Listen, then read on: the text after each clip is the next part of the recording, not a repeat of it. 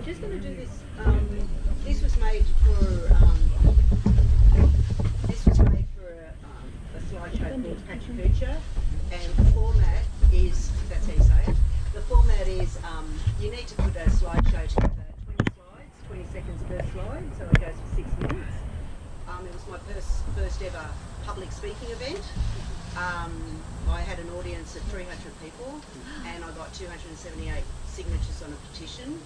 This has gone to the Federal Environment Minister, the State Environment Minister, and as a result, this story that you're about to see happened 2 years ago. It's not an easy story for me to tell. As a result of it, I've written a private members bill that is going to Parliament in 6 weeks. I am trying to create a media storm, so if you agree with what I'm doing, I would love you to grab it, share it and spread the word. It took me about 2 months of going through 25 years of photos to find the photos for this, with boxes and boxes of tissues, and it took me 6 weeks to write this story, which only goes for 6 minutes because of the amount of trauma that was associated. So just some of the photos aren't pleasant, but it's what happened. All of the photos were taken just for it. So spread the word. I've got 6 weeks to get it through Parliament. No.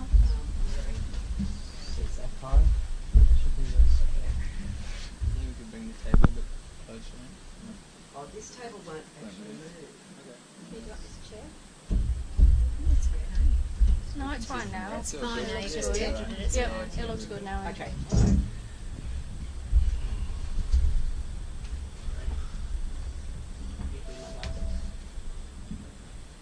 3 words we never want to hear. I remember when. I live in the heart of the wet tropics, World Heritage, and I believe this is a privilege. I do not own any domestic predatory animals, and I enjoy sharing this space with endangered wildlife. For 25 years, I've lived with wild cassowaries as frequent visitors to my property on a regular basis. I'm not an academic. I am, however, a person who knows and understands wild cassowary behaviour, having observed and recorded individuals and a family of 7 cassowaries for many decades.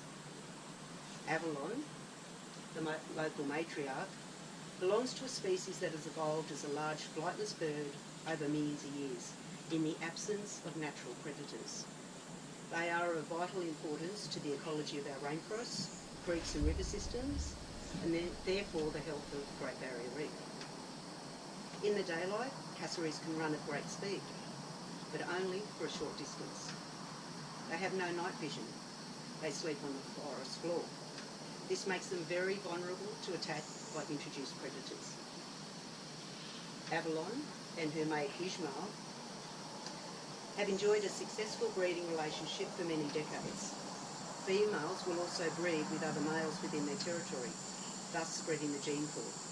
And the chicks are predominantly raised by the male, although females will adopt. Older, experienced males, like Ishmael, make exceptional fathers. They protect their chicks from their natural predators, goannas and snakes. Ishmael is particularly diligent at teaching his chicks to listen for messy eaters in the canopy, like big birds and parrots and lorikeets, who, in feeding, drop their fruit to the forest floor, and then he encourages these chicks to eat them. Great. On the 3rd of February 2011, we were hit by Cyclone Yasi. It was the most devastating cyclone in local recorded history. The sound was terrifying, the damage was catastrophic. We were left only with the sound of silence, the smell of death, and rotting vegetation. It engulfed me. I was in shock and in grief from the destruction. Hope returned when the cassowaries started coming back. I imagined they sheltered in the creeks and the valleys. This highlighted to me the urgent need for conservation over large areas of habitat and along riparian corridors to sustain these iconic birds and other threatened species. This is Princess Tara, a lost little brown chick that I watched grow into a healthy subadult. Cassowaries are a keystone species and a significant rainforest seed dispersal agent, as the seeds are passed whole into fertile compost. This revegetates the landscape, keeping the ecology diverse and healthy. Slowly life returned. and as the rainforest regenerated, the cassowary family started breeding. The robustness of this natural ecosystem to restore and rejuvenate gave me the strength and the optimism to rebuild my home. This is Ishmael resting with Toto and Kansas in the tropical heat.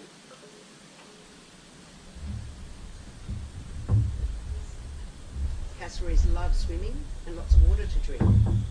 This is Toto and Kansas, the young stripies, now 6 months old and changing colour. This is the last photo I was ever to take of them, as that night the unthinkable happened. A pack of roaming domestic dogs ran through my property, straight into the protected wet tropics area that night, and attacked Ishmael and the chicks where they were sleeping. I heard them being mauled, but was powerless to stop them. I was soon to learn the law entrusted with protecting cassowaries is ineffective with ambiguous wording. This allowed the attacks to continue for many months, until all 7 of the cassowaries were killed. They were mauled to death. If they were displaced to where? As they are penned in by roads, development and agriculture. Sorry, I don't normally get teary. I caught 2 large dogs. I'm feeling your energy, I think. I caught 2 dogs in a Queensland Parks and Wildlife Service trap. As these dogs were collared, they were given to council. Council returned the dogs to the owners without a fine. I never caught the dogs a second time. They'd learnt to avoid the traps. The pack returned 2 nights later and continued their killing spree for the months. This was all recorded on motion sensor cameras supplied to me by parks. Here you can see council's dog traps are too small and ineffective to capture large dogs.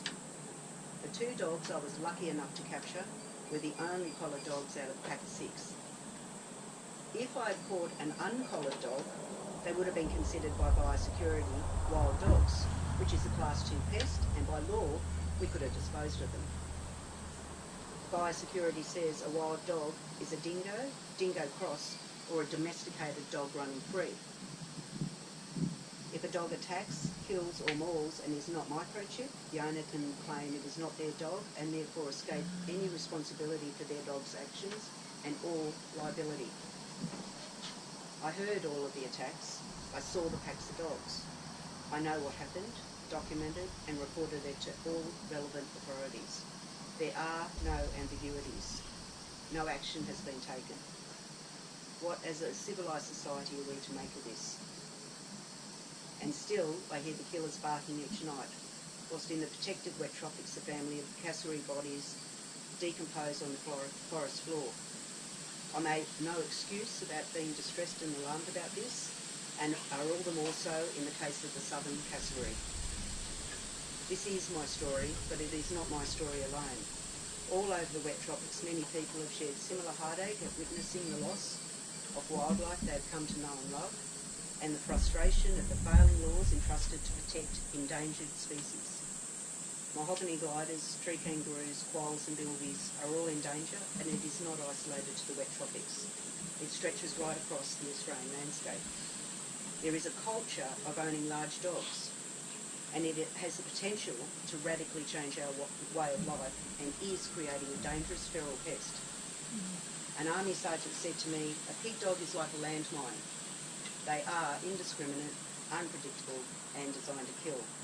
They have no place roaming in the Australian landscape." Roaming dogs rob us of our civil rights and social freedoms. We have a right to feel safe in our natural environment. Emotion in the appreciation and consideration of nature is all too frequently scorned by the bureaucratically minded as a convenient but devious means of dismissing and thus avoiding valid arguments by persons with permanent knowledge and understanding of issues. I am concerned by the threat of a dangerous feral future and the loss of our irreplaceable wildlife that is our natural and national heritage. I remember when I lived with a family of wild cassowaries. Wow. Yeah. Thank you. I don't want to clap. Maybe a hug. No.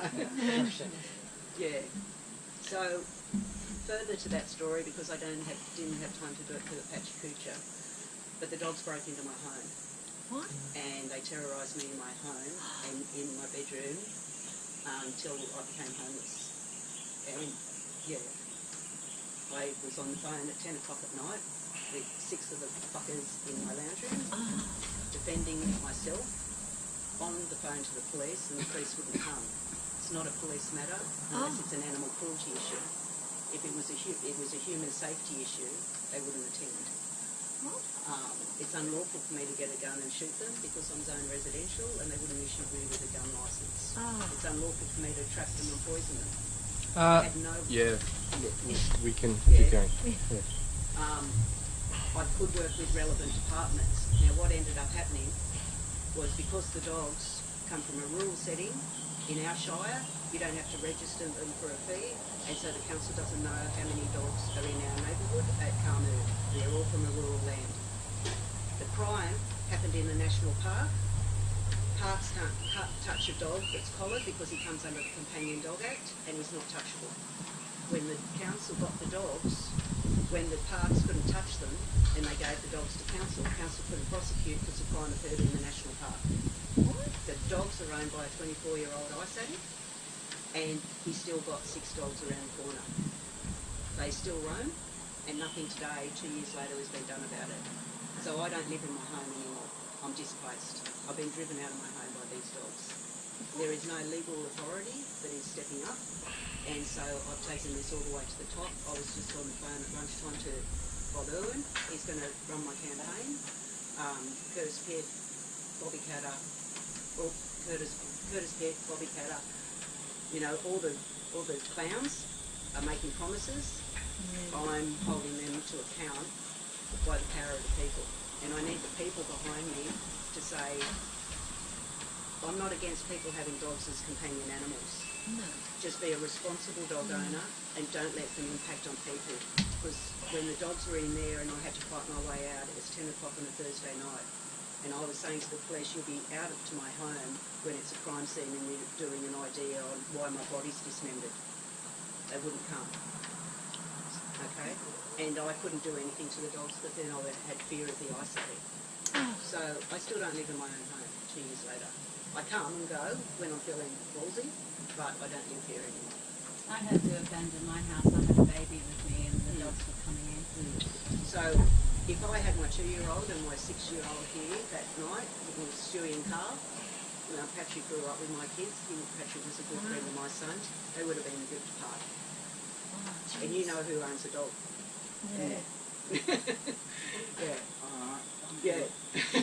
So that is my story, but I ended up doing a 2-year road trip, and that's when I met Amanda and stayed with Amanda, and she was really graciously let me. Sorry, Cassowaries. And this, in the road trip I did, I met Jai, I did talks in Daintree, Kuranda, all around the whole region, and this is what I've discovered. And I'm just going to break it down into really simple understanding. We've bulldozed the wet tropics, lowland rainforest, and we now grow sugarcane and bananas. The biggest threat to the sugar and bananas is pigs. To mitigate the pig damage, you have farmers using dogs. The dogs then chase the pigs. So they've released the hounds, the pigs then run into the wet tropics. Pigs are infinitely more intelligent than any other native animal. The dogs are in hot pursuit. The dogs then go off because they're not always with their owners. And some of them are well trained. Like, don't get me wrong, I'm generalising here. But a dog on his own. So he's not going to follow the pigs. There's a cassowary or a tree kangaroo or a German backpacker. That's easier target. So then the dogs are in the wet tropics. Once the dogs get into the wet tropics, I then spoke to all the farmers who are up on the tablelands. Now, the wet tropics is our tourism money. Now, when we're on the tablelands, how we're making our money up there is agriculture of growing beef and dairy cattle. Their biggest problem is dogs. They're shooting dogs, and they're now wild dogs, and they're crossbred with our dingoes. So to get rid of their wild dogs, if they're not shooting them, they're using 1080 poison.